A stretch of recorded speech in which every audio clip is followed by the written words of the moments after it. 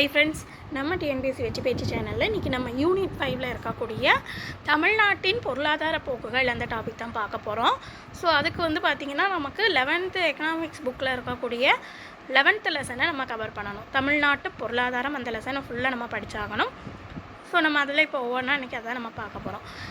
Already நீங்கள் school book வச்சுட்ருக்கீங்க அப்படின்னா 11th economics book இருக்குது அப்படின்னா ஸ்கூல் புக்கில் அப்படி இப்போ நம்ம ஒவ்வொரு பாயிண்ட்டாக பார்க்க அதில் அப்படியே நீங்கள் ஃபாலோ பண்ணிக்கோங்க.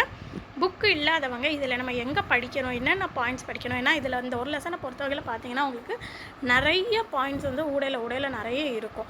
ஸோ அதை எல்லாமே நான் உங்களுக்கு ஹைலைட் பண்ணி நம்ம என்னென்ன படிக்கணும் அப்படின்றத தெளிவாக உங்களுக்கு இதில் நான் கொடுத்துருப்பேன்.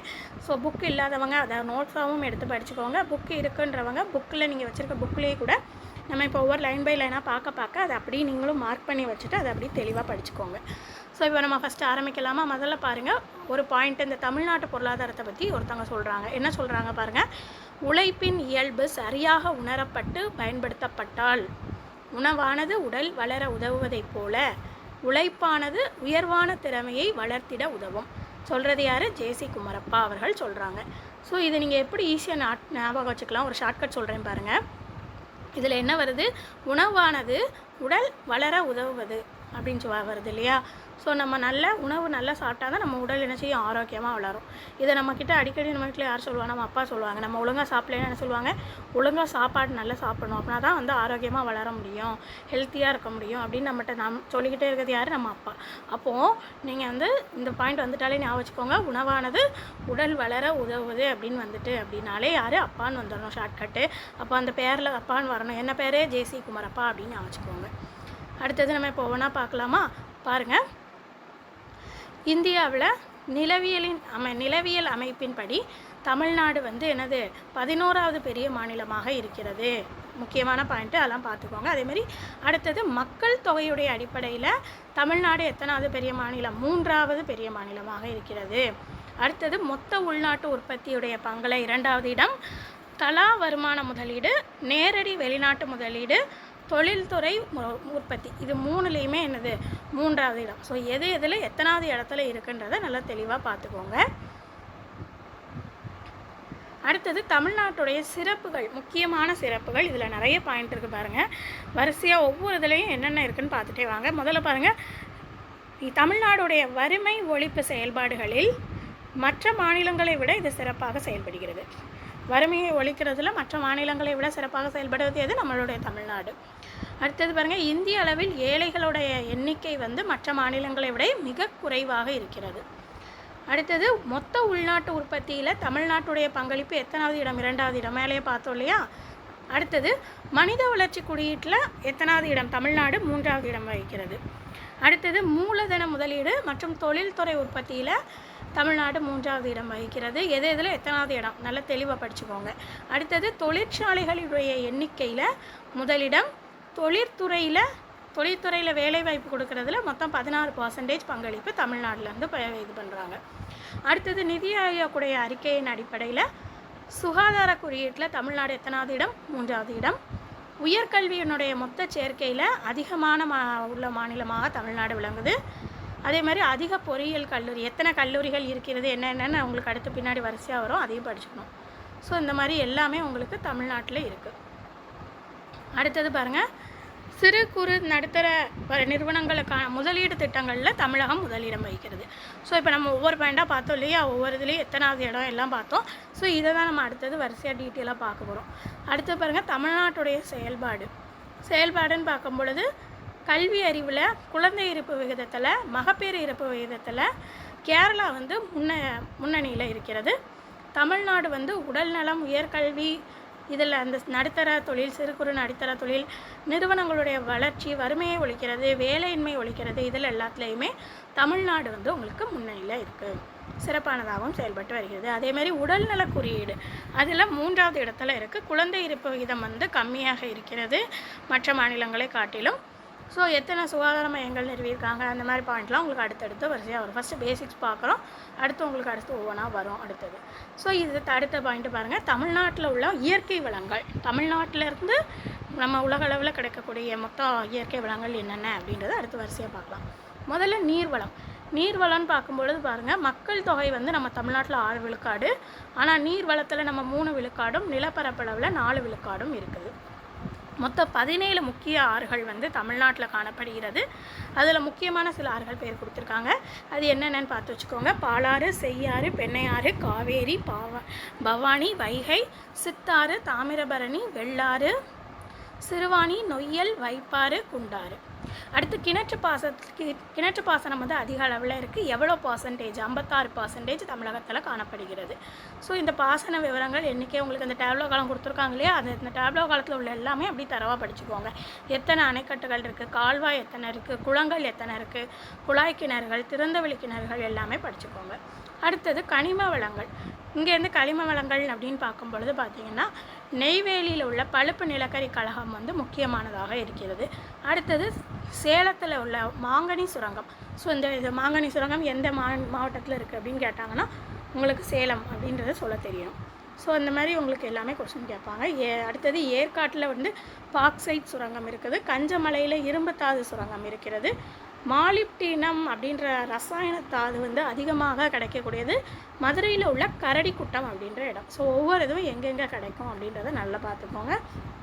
அடுத்தது இந்த டேப்லோவில் உங்களுக்கு என்னென்ன கனிமங்கள் இருக்குது, lignite, vermiculite, garnet, zircon, graphite, ilmenite, rutile, monazite, magnesite. So இது எல்லாமே எவ்வளோ இருப்புன்றதை விட அது நாட்டில் தமிழகத்தில் எவ்வளோ பர்சன்டேஜ் அப்படின்றதையும் இன்னும் நல்லா பார்த்துக்கோங்க.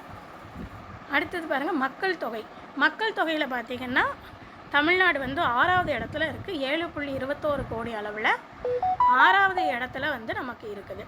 ஸோ இதில் அதுக்கான கோடியில் உங்களுக்கு எண்ணிக்கை கொடுத்துருக்காங்க. So Tamil Nadu, England, France, Italy, தென்னாப்பிரிக்கா ஒவ்வொரு இதுக்கும் அதாவது தேசிய அளவுலேயே தமிழ்நாடு வந்து மக்கள் தொகையில் அதிகமாக தான் இருக்குது அப்படின்ற மாதிரி நாங்கள் சொல்கிறாங்க. அடுத்தது மக்கள் அடர்த்தி அப்படின்றது கணக்கெடுப்பு படி பார்த்திங்கன்னா 2011 555 இருக்கிறது அப்படின்றாங்க. தமிழ்நாடு 12வது இடத்துல இருக்குது. அடுத்தது நகரமயமாதலையும் தமிழகம் 48.4% உள்ளது. பாலின விகிதம்ன்றது ஆண்கள் 1000 ஆண்களுக்கு பெண்கள் அப்படின்ற எண்ணிக்கையில் பாலின விகிதத்தில் கேரளா, புதுச்சேரி, யூனியன் பிரதேசம் ஃபஸ்ட்டு கேரளா, அடுத்தது புதுச்சேரி, யூனியன் பிரதேசம். இவங்களுக்கு அடுத்ததாக தமிழ்நாடு 3வது இடத்துல காணப்படுகிறது. ஸோ அதுக்கான இது டேப்லோ பார்த்துக்கோங்க. ஒவ்வொரு இதுக்கும் தமிழ்நாடு எத்தனாவது இடத்துல இருக்குது அப்படின்றது கொடுத்துருக்காங்க. அது எல்லாத்தையுமே படிச்சுக்கோங்க. நெக்ஸ்ட்டு பாருங்கள், குழந்தை இருப்பு விகிதம் வந்து 2016 கணக்கெடுப்பில் தமிழ்நாட்டில் வந்து 17% இருந்திருக்கு. அதையும் நல்லா பார்த்துக்கோங்க, அந்த ஒரு பாயிண்ட்டு. நெக்ஸ்ட்டு மகப்பேறு இறப்பு விகிதம். ஸோ மகப்பேறு இறப்பு விகிதம், குழந்தை பெறும்பொழுது பெண்கள் இறந்து போகிறது இல்லையா, ஸோ அந்த மாதிரி இது வந்து கேரளத்தில் அதிகமாக 61 இதோடைய முதலிடத்தில் இருக்காங்க. அடுத்து மகாராஷ்டிரா 67ன்ற இடத்துல 2வது இடம், தமிழ்நாடு 79ன்றதோட 3வது இடத்துல காணப்படுகிறது. அடுத்தது வாழ்நாள் எதிர்பார்ப்பு காலம், நம்மளுடைய ஆயுட்காலம் சொல்லி ஆயுட்காலம்ன்றதை பொறுத்த வகையில் தமிழ்நாட்டில் மொத்தம் 70.6 ஆண்டுகளாக மக்களுடைய ஆயுட்காலம் இருக்கிறது அப்படின்றாங்க கணக்கெடுப்படி. அடுத்தது மொத்த மாநில உள்நாட்டு உற்பத்தி அப்படின்றது என்ன பாருங்கள், ஒரு மாநிலத்தில் ஒரு ஆண்டில் எவ்வளோ பண்டங்கள் உற்பத்தி செய்யப்படுகிறதோ அதோடைய பணிகளுடைய மொத்த பண மதிப்பு தான் என்னது மொத்த மாநில உள்நாட்டு உற்பத்தி. ஸோ அதுக்கான கணக்கெடுப்பு பாருங்கள், 2016 to 17 நிதியாண்டில் கணக்கெடுப்பில் எவ்வளோ டாலராக அது நமக்கு இருக்குது தமிழ்நாட்டுக்கு 207.8 பில்லியன் டாலராக இருக்கிறது. உலக அளவில் குவைத் நாட்டின் மொத்த உள்நாட்டு உற்பத்திக்கு நம்மளுடைய மொத்த உள்நாட்டு உற்பத்தியானது சமமாகவும், வாங்கும் சக்தியுடைய அடிப்படையில் ஐக்கிய அரபு எமிரேட் நாடுகளுடைய மொத்த உள்நாட்டு உற்பத்திக்கு சமமாகும். ஸோ இந்த பாயிண்டில் நல்லா தரவாக படிச்சுக்கோங்க. இதுக்கு ரெண்டுக்கும் சமமாக இருக்கிறது. ஸோ அந்த இது வந்து உங்களுக்கு எவ்வளோ இது இருக்குது அப்படின்னு சொல்லி டாலரில் கொடுத்துருக்காங்க, ஜஸ்ட்டு பார்த்துக்கோங்க. அடுத்தது பாருங்கள், ஒவ்வொரு துறை நிறைய துறைகள் இருக்கு இல்லையா, ஒவ்வொரு துறை வாரியாகவும் எவ்வாறு பங்களிப்பு கிடைக்கிது நாட்டுடைய பொருளாதாரத்துக்கு அப்படின்னு பார்க்கலாம். அதில் ஃபஸ்ட்டு பணிகள் துறை வந்து எவ்வளோ பங்களிப்பு அளிக்கிறது நாட்டுடைய பொருளாதாரத்திற்கு 63.7%. அடுத்தது தொழில்துறை 28.5%. ஸோ இது ரெண்டும் தான் முதல் 2 இடங்களில் இருக்கிறது. அடுத்தது வேளாண்மை இருக்குது, வேளாண்மை 8%.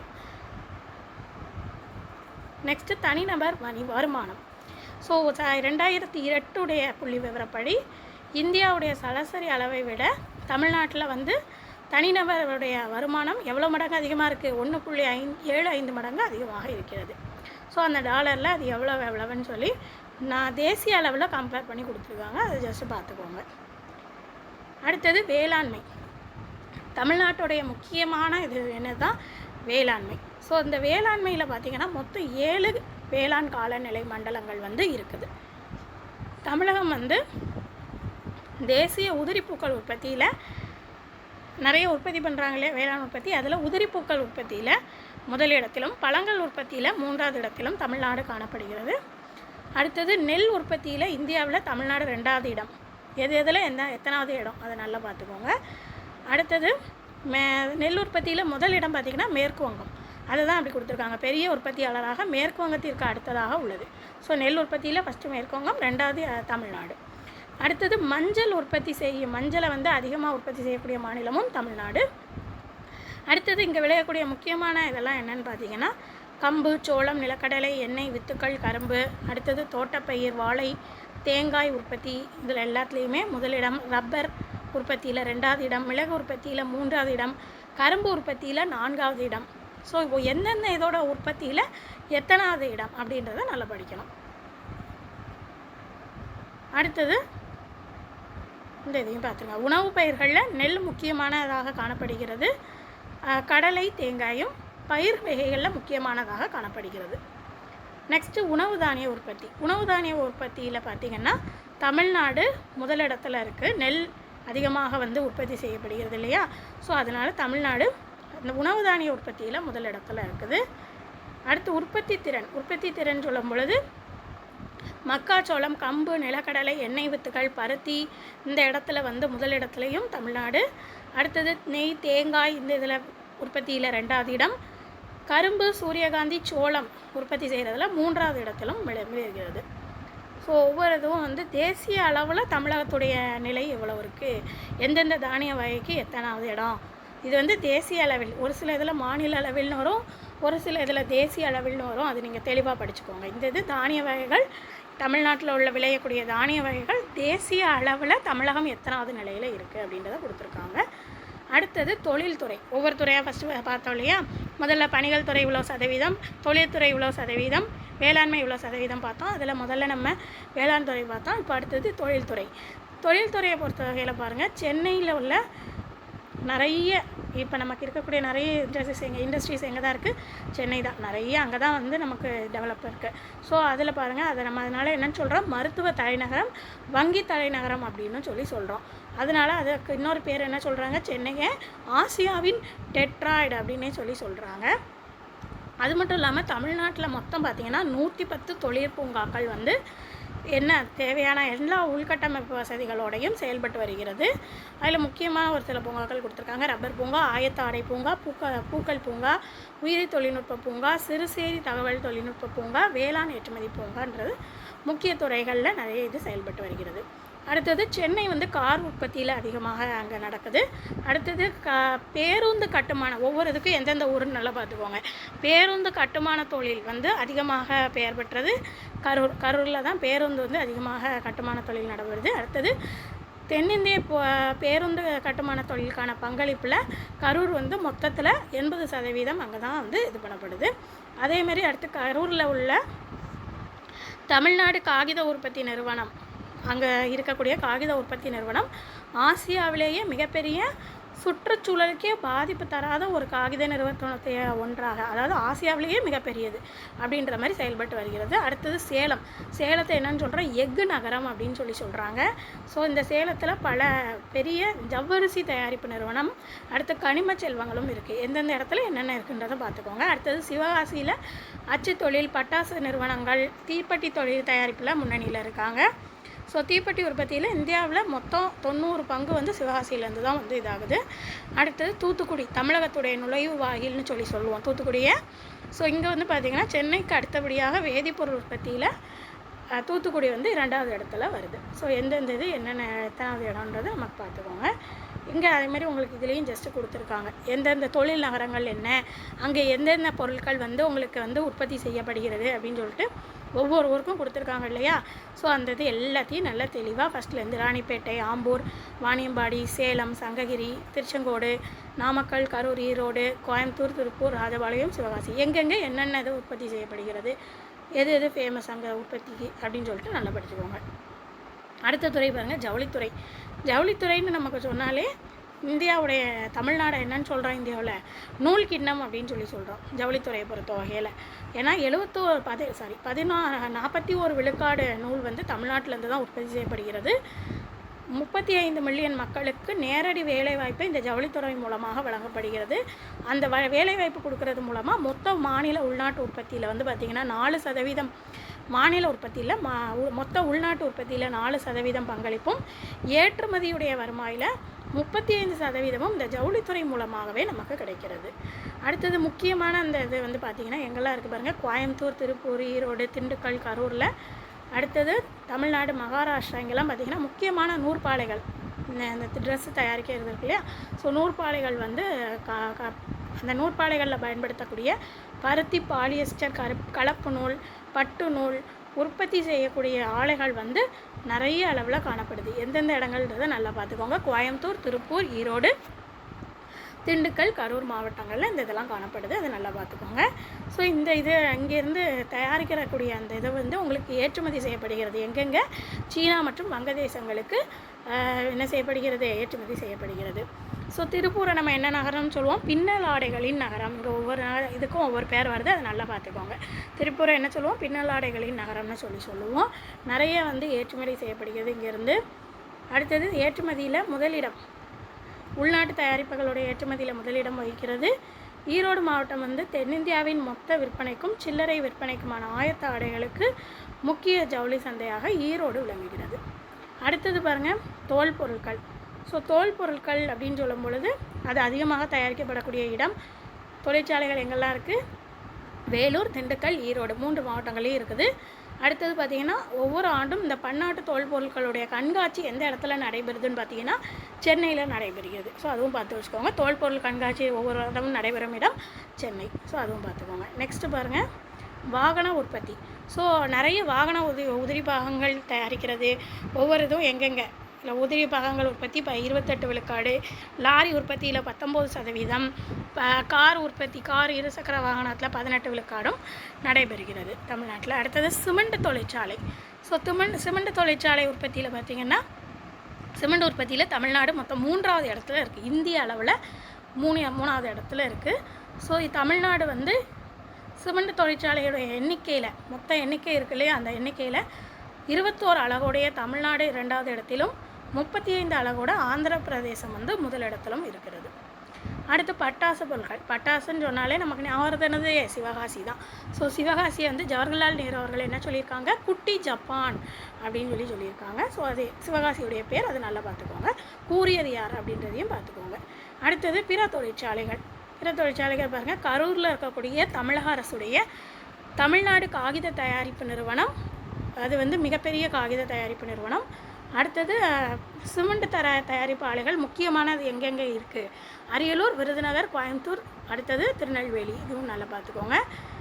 நெக்ஸ்ட்டு பாருங்கள், மிகப்பெரிய எஃகு உருக்காலை நிறுவனமான செயில் எஃகு ஆலை வந்து எந்த இடத்துல இருக்குது, சேலத்தில் இருக்குது. கோயம்புத்தூரில் காற்றழுத்த விசாய் குழாய் நகரம் அப்படின்னு சொல்லுவோம்.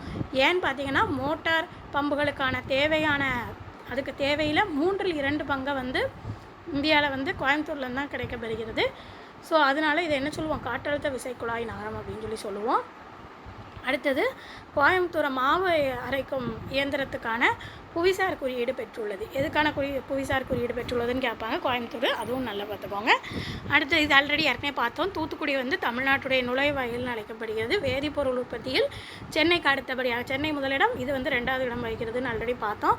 அதேமாதிரி உப்பு உற்பத்தியில் 30 விழுக்காடு தூத்துக்குடி. மாநில அளவில் உற்பத்தியில் பார்த்திங்கன்னா 70 விழுக்காடு. இந்திய அளவில் 30 விழுக்காடு, மாநில அளவில் 70 விழுக்காடு.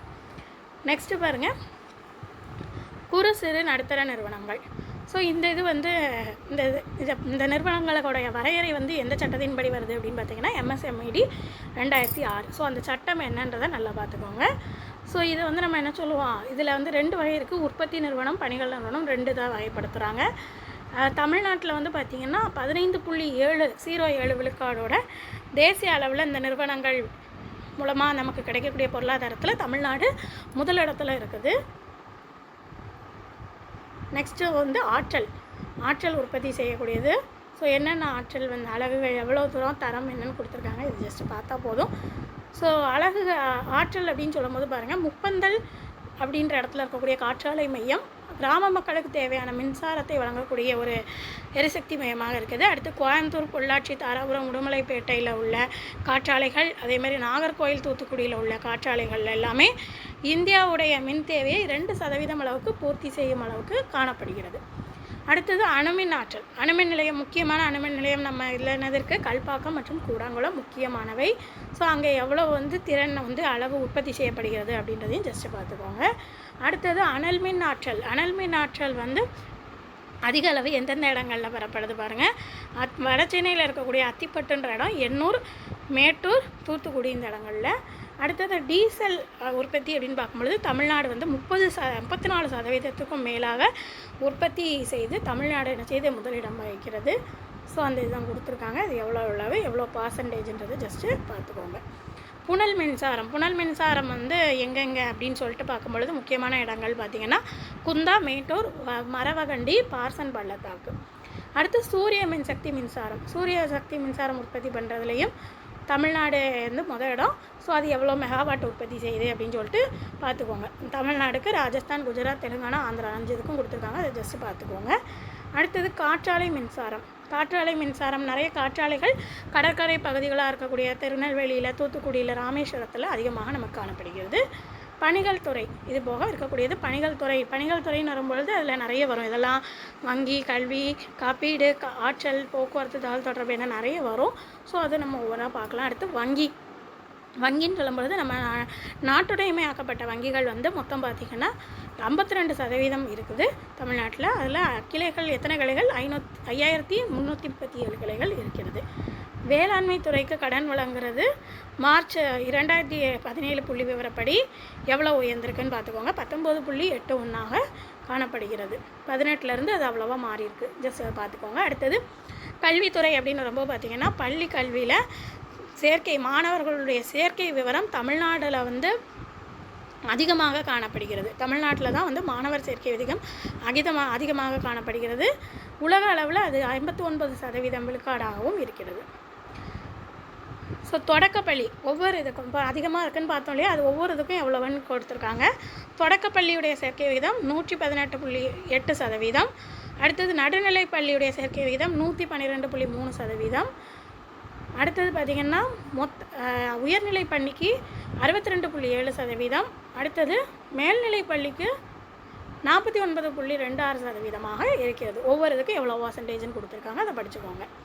அடுத்தது தமிழ்நாட்டை தொடர்ந்து பிற மாநிலங்களை காட்டிலும் முதன்மை பெற்று முதலிடத்தில் விளங்குது. இதில் உயர்கல்வியில் தமிழ்நாடு தான் என்ன செய்யுது, முதன்மையாக இருக்கிறது உயர்கல்வி சேர்க்கையில். ஸோ அதுக்கு உங்களுக்கு எவ்வளோ தூரம் பர்சன்டேஜ் அந்த புள்ளி விவரப்படி எவ்வளோ தூரம் இருக்குன்றதை கொடுத்துருக்காங்க, அதுவும் பார்த்துக்கோங்க. அடுத்தது வந்து பார்த்திங்கன்னா தமிழ்நாட்டில் ஆல்ரெடி எல்லாம் முன்னாடி நம்ம பார்த்தோம் இல்லையா, இவ்வளோ பர்சன்டேஜ் இருக்குது, இவ்வளோ பர்சன்டேஜ் பல்கலைக்கழகம் இருக்குது, அந்த மாதிரிலாம் பார்த்தோம் இல்லையா, அது எத்தனைன்னு கொடுத்துருக்காங்க. ஸோ மொத்தம் தமிழ்நாட்டில் 59 பல்கலைக்கழகம், 40 மருத்துவக் கல்லூரி, 517 பொறியியல் கல்லூரி, 2260 கலை அறிவியல் கல்லூரி, 447 பல்தொழில் நுட்ப கல்லூரி, 20 பல் மருத்துவக் கல்லூரி. ஸோ இது எல்லாமே இருக்கிறது. அடுத்தது தமிழகத்திலேருந்து 4 லட்சம் பொறியியல் பல்தொழில்நுட்ப மாணவர்கள் வருஷத்துக்கு பயின்று வெளியே வந்துட்டுருக்காங்க. நெக்ஸ்ட்டு வந்து பாருங்கள் கல்வி கடன், அதாவது கல்விக்கு இப்போ நமக்கு கடன் கொடுத்து, அதாவது மாணவர்கள் என்ன செஞ்சலாம், பேங்கில் லோன் போட்டு படிச்சுட்டு அதுக்கப்புறம் வேலைக்கு போய் அடிச்சுக்கலாம் அப்படின்ற ஸ்கீம் இருக்கு இல்லையா. ஸோ அந்த இதையும் யூஸ் பண்ணி அதிகமாக பயனாளிகள் யார் இருக்காங்கன்னு பார்த்திங்கன்னா நம்ம தமிழ்நாடை சேர்ந்தவர்கள் தான் இருக்காங்க. 20.8%. தனியார் வங்கியிலேருந்து கல்வி கடன் பெறக்கூடியது அதிகமாக இருக்குதுன்னா கர்நாடகா மற்றும் கேரளாவில் அதிகமாக இருக்கிறது. அடுத்தது உடல்நலம் வரும்பொழுது தமிழ்நாடு மொத்தம் 3 அடுக்கு உடல்நல கட்டமைப்பை கொண்டிருக்கிறது. அது என்னன்னு பார்த்தீங்கன்னா, முதல்ல மருத்துவமனை, அடுத்தது ஆரம்ப சுகாதார நிலையம், அடுத்தது சமூக நல மையம். ஸோ இதை நல்லா பார்த்துக்கோங்க. எத்தனை இருக்குன்னு கொடுத்துருக்காங்க பாருங்கள். மார்ச் 2015 கணக்கெடுப்படி பாருங்கள், தமிழ்நாட்டில் 34 மாவட்ட மருத்துவமனை, 229 துணை மருத்துவமனை, 1254 ஆரம்ப சுகாதார நிலையம், 7555 துணை நிலையம், 313 சமூக நல மையங்கள். எத்தனை இருக்குன்னு நல்லா பார்த்துக்கோங்க. தொலைத்தொடர்புன்னு வரும்போது பாருங்கள், இணையம் பயன்பாட்டில் முதல் இடத்துல இருக்கிறது மகாராஷ்டிரா. ஜஸ்ட்டு பார்த்துக்கோங்க. 2016 கணக்கெடுப்பில் தமிழ்நாடு, ஆந்திரா, கர்நாடகா மாநிலங்களையும் அடுத்தடுத்து வரதாக கூறப்படுகிறது. நெக்ஸ்ட்டு போக்குவரத்து நமக்கு ரொம்ப முக்கியமான ஒன்று. ஸோ சாலை போக்குவரத்தில் பார்த்திங்கன்னா தமிழ்நாடு 2ஆம் இடத்துல இருக்கிறது.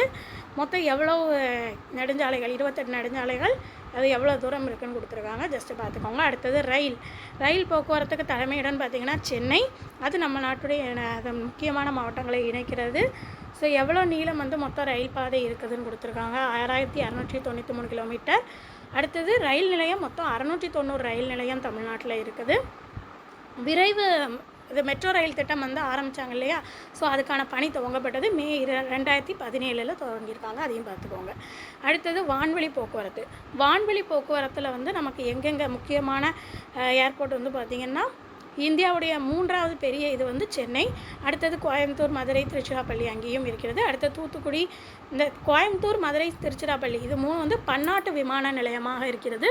தூத்துக்குடி, சேலம், மதுரை உள்நாட்டு விமான நிலையங்களாக இருக்கிறது. இதையும் பார்த்துக்கோங்க. அடுத்து முக்கியமான துறைமுகம் எங்கெங்கே இருக்குது? சென்னை, எண்ணூர், தூத்துக்குடி. அடுத்தது நாகப்பட்டினம் ஒரு நடுத்தர துறைமுகமாக இருக்கிறது. இது போக இன்னும் 23 சிறு துறைமுகங்கள் இருக்கிறது. இந்த துறைமுகங்கள் மூலமாக 73 மில்லியன் மெட்ரிக் டன் சரக்குகளை கையாள முடிகிறது, ஏற்றுமதி இறக்குமதி செய்ய முடிகிறது. சென்னையில் கையாளும் திறன் அதிகமாக கொண்ட துறைமுகமாக சென்னை துறைமுகம் 2வது முக்கிய செயற்கை துறைமுகமாக இருக்கிறது. அடுத்தது சுற்றுலா பயணிகளுடைய முக்கிய புகலிடம் பார்த்திங்கன்னா நம்மளுடைய தமிழ்நாடு. சுற்றுலா பயணிகள் தமிழ்நாட்டில் 25 கோடி வராங்கன்னு சொல்லி 2013 கணக்கெடுப்பில் தமிழ்நாடு முதல் இடத்துல வகிக்கிறது. ஸோ அது ஜஸ்ட்டு கொடுத்துருக்காங்க. ஜஸ்ட்டு பார்த்துக்கோங்க. அடுத்தது வறுமையும் வேலையின்மையும். வேலை இல்லாமல் இருக்கிற அந்த கணக்கெடுப்பில், வேலை வாய்ப்பு இல்லாமல் இருப்பவர்கள் அப்படின்ற கணக்கெடுப்பில் தமிழ்நாடு 22வது இடத்துல இருக்குது. ஸோ பணிகள் துறையுடைய வளர்ச்சியின் விளைவாக அதாவது பணிகள் ஒவ்வொரு துறை நம்ம பார்த்தோம் இல்லையா, அதில் இந்த பணிகள் துறையுடைய வளர்ச்சியின் விளைவாக 2005ஆம் ஆண்டுக்கு பிறகு இந்தியாவுடைய மிக வேகமாக வளரும் மாநிலங்களில் ஒன்றாக தமிழ்நாடு விளங்குகிறது. ஸோ எந்த துறையினுடைய வளர்ச்சியின் விளைவாக தமிழ்நாடு அந்த வளரும் மாநிலங்களில் ஒன்றாக இருக்குது அப்படின்னு பார்த்தீங்கன்னா பணிகள் துறை அப்படின்றத பார்த்துக்கோங்க. எந்த வருடம்ன்றதையும் பார்த்துக்கோங்க. ஸோ இவ்வளோ தான் நமக்கு இந்த லெசனில் உள்ளது. இது போக உங்களுக்கு 2011ஆம் கணக்கெடுப்பின்படி உங்களுக்கு கொடுத்துருக்காங்க மொத்தம் மக்கள் தொகை மொத்தம் இது. அடுத்தது ஆண்கள், பெண்கள், பிறப்பு விகிதம், இறப்பு விகிதம், வளர்ச்சி விகிதம், அதிக மக்கள் தொகையுடைய மாவட்டம் எது, குறைவான மக்கள் தொகையுடைய மாவட்டம், மக்கள் தொகை அடர்த்தி, மிக அதிக அடர்த்தி, குறைவான அடர்த்தி உள்ள மாவட்டம், பாலின விகிதம். ஸோ எல்லாமே எங்கெங்கே எவ்வளவுன்னு சொல்லி கொடுத்துருக்காங்க பார்த்துக்கோங்க. கடைசி வரைக்கும் பார்த்துக்கோங்க. எழுத்தறிவு, அடுத்தது குறைந்த எழுத்தறிவு விகிதம் கொடுத்துருக்காங்க இல்லையா, அது வரைக்கும் ஃபுல்லாக இந்த டேப்லோ காலத்தை ஃபுல்லாக அப்படியே ஸ்க்ரீன்ஷாட் எடுத்து வச்சுட்டு படிச்சிருங்க.